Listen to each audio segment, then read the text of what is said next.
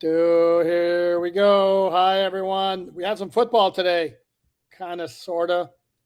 Rookie minicamp, first day for the Miami Dolphins on this Friday, May 9th. Chris Perkins of the South Florida Sun Sentinel and I were among the journalists, reporters, media members. I will use any term there is other than content creator because I don't like that term. But we were out there. We're going to tell you every single solitary thing we saw, tell you everything you need to learn, and more on this edition of the All Dolphins Podcast, episode 502. Park, long time no see, like what, 3-4 hours? Yeah, something like that, man. Something like that. I can tell the folks we saw Patrick Paul out there. He was sitting in a chair watching the rookies, but we did see Patrick Paul. What a difference a year makes, right? We did. We saw Ashton Davis as well. He is a big dude, man. Wow. Let me tell you something, man. I thought he was a linebacker when I saw him. And Travis Wingfield of Dolphins.com told me that's Ashton Davis. I was like, man. And he goes, wait until you see Iffy Melifonwu. I was like, he's bigger than Ashton? And he was like, well, he's good size. So for what it's worth, those two safeties they are linebacker size. Well, he was cut. I mean, that was impressive looking. He was cut. He was. He's a good size guy. So what went on today on this first day of the Dolphins rookie mini camp is we had media sessions with all 8 of the Dolphins draft pick, and there's some news to process that we'll sprinkle in here and there. 7 of whom are currently now under contract. The only exception being Jonah Savianaya, who once again instructed us on how to pronounce his name. And after he finished pronouncing his last name, I said, what about your first name? But very nice. That was very well done. Thank you. I liked it. And he laughed, actually. He laughed. Yep.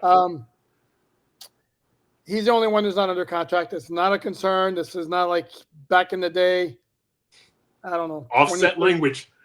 20, 30 years ago, even before then, like long before then, like in the 80s or whatever, it was like sometimes there was always a big story. When will the first round pick sign?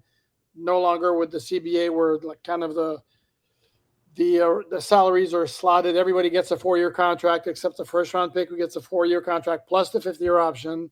Yeah. And the salaries, the amount are pretty well slotted. Signing bonus can vary a little bit. There's offset language involved. Those are the only minor details. But Dolphins have taken care of 7 out of 8 of those. We also have the rookie numbers, which is always very interesting. Well, so let's start. Anything out of that particular 2 issues, jersey numbers or the contracts, you care to weigh in on? No, I didn't see anything really, attention getting out of either of those. Contracts were pretty standard. The jersey numbers, I didn't see, any alarming numbers out there that I thought, oh boy, he's wearing 99 or he's wearing 12. So nothing out of the ordinary there. Yeah, no 54, no 99. For those wondering, the Dolphins have basically retired those numbers without retiring those numbers. Yeah. And the streak continues. And as I've said before, there was 1 year somebody may have 54 for basically a day, and then somebody somewhere in the organization said, no, that dude changing his number. Right. Interesting. Right now, the Dolphins have number 72 on the roster. One is Teron Armstead. The other one is Jonah Savianaya. Mm-hmm. Teron's going to remain on the roster. I haven't gotten a clear answer on this, but logically it would be that come June 1st, he's going to be placed on the reserve retired list. That's what I've been told, June 1st. Yeah. Correct. Or after June 1st. What, June 1st or after June? June 1st or 2nd, whatever. Yeah. Correct. Okay, so the cap hit will be less significant. Yes, there is a cap hit if a player retires. Otherwise, there would be a lot of teams who would tell players, yes, you're retiring. Right. You may not know this, but you're retiring. So that's what's going on there. So for now, it has 72. Jordan Phillips has number 94. That struck me as interesting. Actually, it was somebody brought it to my attention. About a decade ago, there was another number 94 who also happened to be a defensive tackle from the University of Maryland, where Jordan Phillips plays football. That would be Randy Starks. Yep. 100% true. I'm sorry? I said 100% true, yes. Do you think I make Gang, by the way, so Perk vouch for what I just said. Usually I make stuff up. Now Perk can vouch for what I just said. Yeah, that's why I'm here. That's why I'm here. As far as anything else stand out to me as far as numbers are concerned, no, not really. Quinn Ewers is 14. For those wondering of the draft picks, Quinn Ewers is 14. Ollie Gordon, 2 is number 31. I have to say this about Ollie Gordon. I asked him about whether he's ever been involved in any activity in South Florida to deal with the weather, and he's telling me that no worries because summers in Oklahoma get pretty hot. And after he left the podium, myself and another media members were like, "Oh, how cute! How cute! It gets hot in Oklahoma in the summer." And it's like, gets hot in South Florida in the summer. Actually, gets more like humid. Today was a scorcher. He's going to be alarmed by the humidity. I've been in Oklahoma. I'm from Texas. I've been in Oklahoma in July and August. It's 120, but it's not. You're not sweating your butt off as soon as you walk outside, and you can get your oxygen after you take 2 steps. Huge difference. Yeah, we took a family trip to Vegas about 4 summers ago in July, and it was hot. I mean, I'm talking like 115 hot. Right. But it's a different kind of hot. And to me, it's a lot more tolerable than what happens in South Florida. I went with a buddy of mine to a New Orleans Saints minicamp one time in June. That's pretty rough too. It is. It's oppressive because they're right there by the water also and down south like we are. But South Florida it's brutal down here. So in addition to that, of the 8 draft picks conducted media sessions, as I said, a table set up around the facility. Decent amount of length for all of them. And being a one-man show out there, the only Miami Dolphins on SI staff member kind of walked around. I would tell you Dante Trader Jr. is the one who stood out to me in terms of what's the word I'm looking for. Just being well-spoken, right? Correct. Communication. I was going to say communication skills, but I don't want to necessarily make it sound like that. But he was very good. Savaiania was kind of a typical Polynesian, very respectful, very low, very soft-spoken, very low-key. And the thing that struck me about him was he's built large. I mean, he's just built thick. He's not like gigantic. He's not all that tall. And he's listed as 6'4", I believe is. Yeah, I was surprised by seeing him physically. The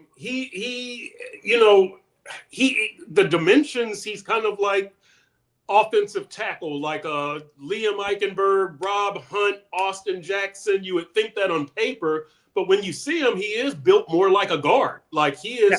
I saw him, and what is he listed at? 324 or 327. James Daniels is one, he's the other, but he's a very compact 324 or whatever he's listed. If you would have told me that he's 300 or 305, I would have believed it.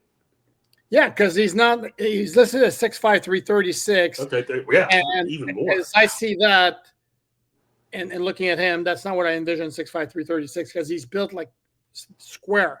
Right. But there's also it looks like, again, how should I phrase this? Like strong, like just built naturally big is the way I would say it. Thick, like an interior offensive lineman. If you would have told me that he was a left tackle, I would have been like, he might have been playing out a place that he actually does belong inside. I guess he's listed at about the same size as Rob Hunt. I think Rob Hunt is listed at 6'6", 330, but Rob Hunt looks taller and bigger. Yeah. Like Rob Hunt looks like he should be a tackle. Savaiania looks like he should be a guard, but they're both listed at roughly the same dimensions. Correct.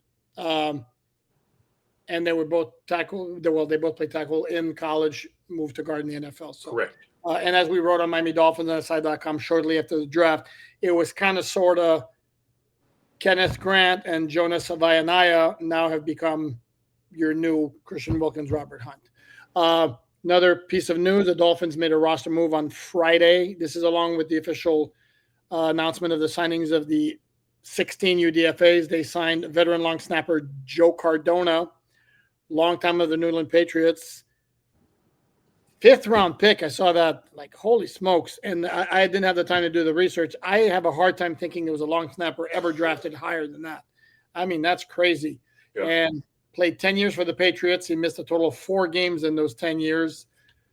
Last remaining member of the 2016 Super Bowl winning Patriots team when he was released 3 days after the 2025 draft, when the Patriots selected a long snapper in the 7th round. So logically, this is your guy who's going to replace Blake Ferguson, who was released on Thursday, and not undrafted rookie free agent Neelan Hibbett. Very good. Or the Mr. Garcia from Utah State, the unsigned long snapper, right? Jacob Garcia. Very well done. How about that? I mean, come on now. Very well done. Jacob Garcia is one of 20 tryout players. One of them, the one who stood out to me because of his experience, is Kendall Sheffield, who was a cornerback who's played 49 games in the NFL as a former 4th round pick of the Falcons. Started his first 2 years, and then his career kind of went sideways. Hasn't played. He's played in the league every year since then, the past 4 years, but with very few games. Again, it's not like the Dolphins don't have openings at cornerback, but he's on a tryout. He has to impress very quickly, very much and very quickly for him to have a shot. And as you mentioned, there are 3 players we saw that have NFL ties, including the one you mentioned. You brought out R.J. Oben, who you saw at the Senior Bowl. Yeah, he is the son of Roman Oben, a former 1st-round pick.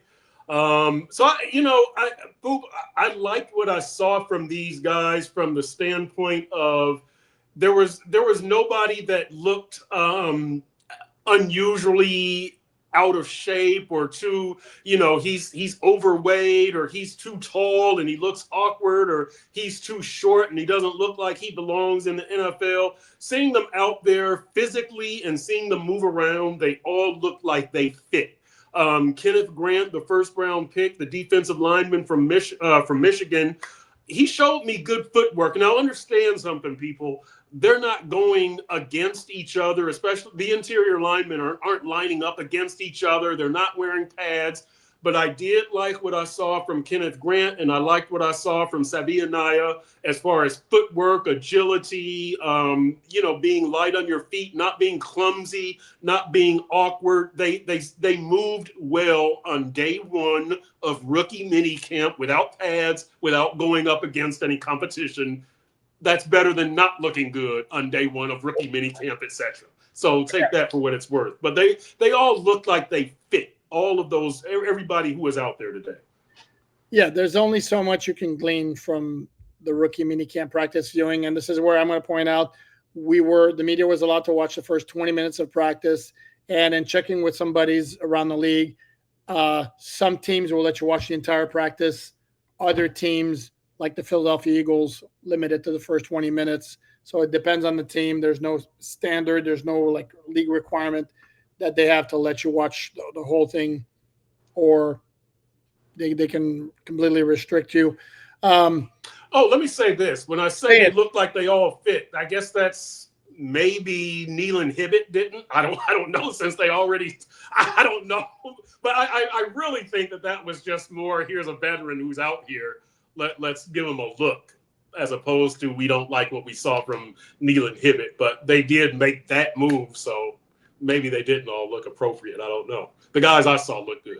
That's funny. Yeah, he must have snapped horribly for them to we need to go with it. We're better. That's funny. We should point out that the move with signing Joe Cardona puts the Dolphins at 91 players. That does include Teron Armstead. Does not, however, it includes also Bayron Matos, but Bayron Matos does not count against a 90-player roster limit, because he's an international player, and the Dolphins got an exemption again for him. So technically they're at 90. They'll be at the 89 when Teron Armstead comes off the roster on June 1st, which may or may not be the only move the Dolphins make. Jalen Ramsey. But nothing else going on as far as that's concerned. I'm not surprised. We have 3 weeks left until that date arrives. My guess is you're going to hear some rumbling, something boiling maybe a little bit more once we get closer to June 1st. And as Perk mentioned, it's like basically, yeah, shorts, and then and the jersey. There's no offensive line contact, offensive line, defensive line. We saw a little bit of 7-on-7, but again, these guys basically just saw the playbook for the first time today or last night, and it's extraordinarily basic what they're going to run. Having said that, since I know it's going to come up, how did Quinn Ewers look, the rookie 7th round pick from the University of Texas? What I would tell you is,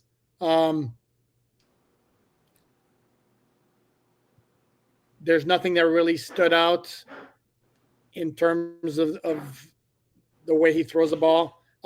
Seemed to me like a lot of the passes were like touch throws more than I didn't see one throw where he actually stepped into it and put some juice behind it. I saw that actually from Brett Gabbert, the tryout quarterback, who, yes, is the brother of former Jacksonville Jaguars 1st-round pick Blaine Gabbert. And then the other, by the way, since I mentioned it, the other one with NFL ties would be offensive lineman Cooper Mays, whose brother, I believe his name is Cade Mays, with some NFL experience. Cooper Mays played at Tennessee.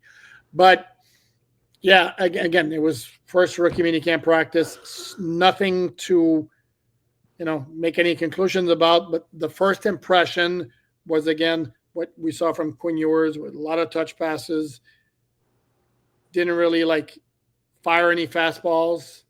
Don't know if ever tried to throw a fastball. So this is why, again, we'll have to wait and see how that develops.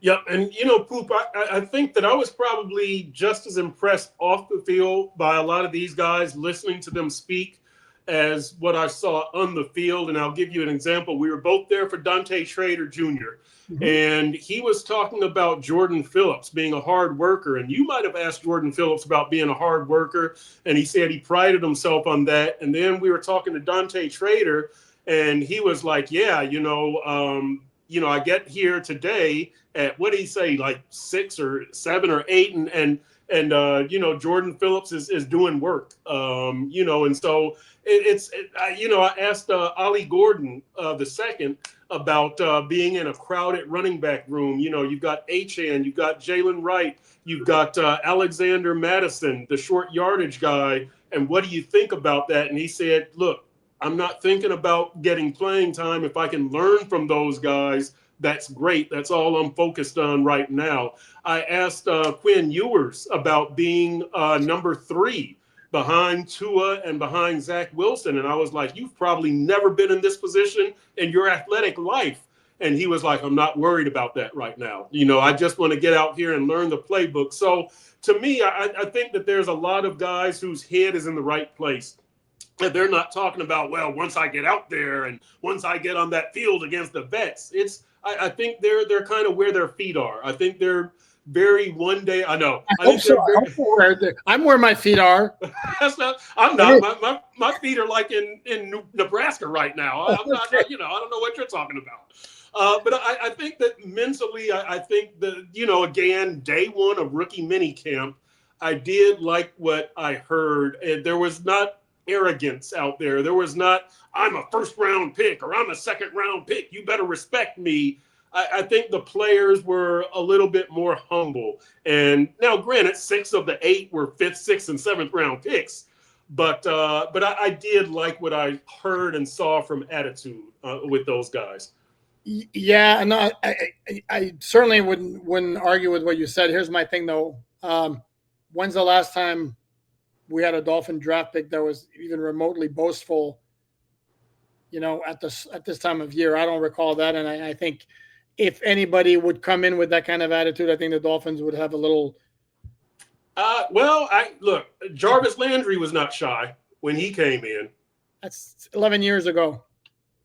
Well, still, I mean, I would think that, let me think, there's been guys in recent years. I would have to think, let's see. I mean, Cam Smith wasn't arrogant. He was confident when he came in. Cam Smith was very confident when he came in, and especially the early practices when he was getting his hands on a lot of passes and deflecting balls, and then all of a sudden, he gets injured and we don't hear from him again. I thought he got humbled a little bit, but I like the attitude of these guys.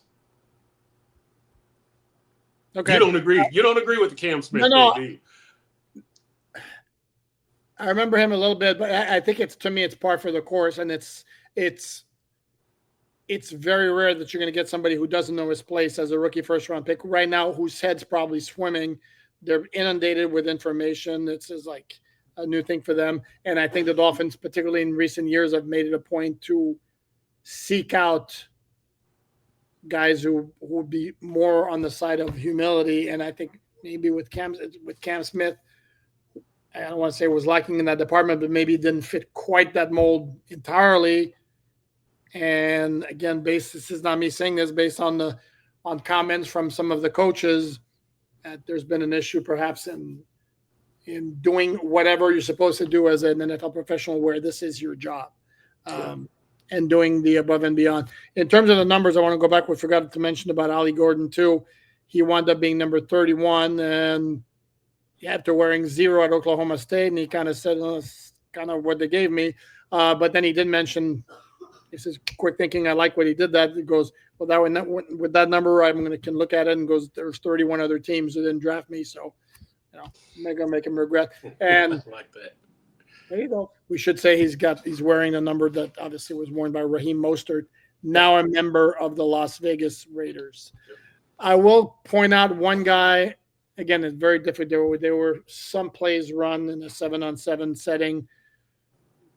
Very hard to point out. A lot of guys were like, whoa, this guy. I will give you one guy who actually caught my eyes, one of the many UDFA wide receivers, and it's not the one who everybody points to, which would be Andrew Armstrong from Arkansas. The one who actually caught my eye a couple of times with the high pointing and tall dude. He's like 6'2". It was Theo Wees Jr. from Missouri.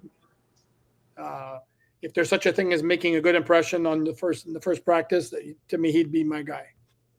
Yeah, David Furones, my colleague, mentioned him once as that Wees caught his eye. So that's a good thing. That's a good thing. You want to see the individual play. I don't know, into the skill position guys. Standing out a little bit in 7-on-7s because they can.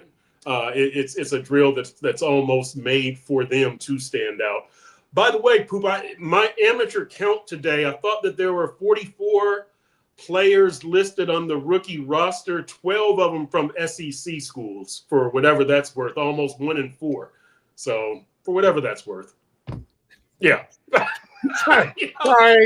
I'm full of minutia. I mean, Tua, Jalen Waddle. Come on. We got an SEC tradition here. We do. And for me, I'm like, I have a hard time doing this because I've lost track of who's where.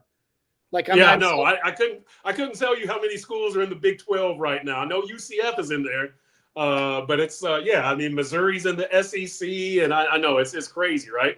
Cal is in the ACC. What's going on here?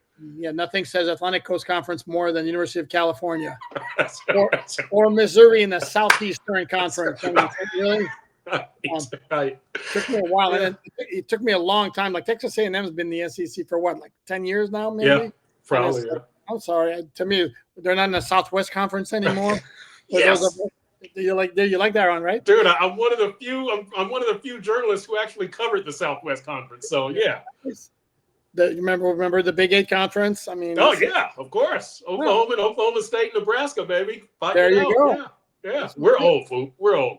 Speak for yourself, all right? Wait, what? No, I got called a fossil on Twitter yesterday, so I guess I can't say too much. Omar Kelly, I'm looking at you. As we should mention, in addition to the UDFAs and the draft picks, there also, and the tryout players, there also were a few players out there there would be ones on the roster. I don't know the exact rule, but if you haven't played a certain number of games in the NFL or haven't been in the league for a certain number of years, you're allowed to participate, which is why we saw, and I'm going to run through a couple of them. Perk, tell me who I'm missing.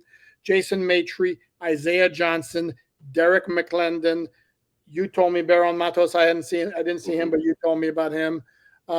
Jordan Colbert, Hayden Rucci. I think those are the only ones that come to mind right now. So yeah, you know, and on that note, I was a little surprised we didn't see Mo Camara out there. I don't know why I was surprised, but I was watching the Edge guys, and I was like, huh.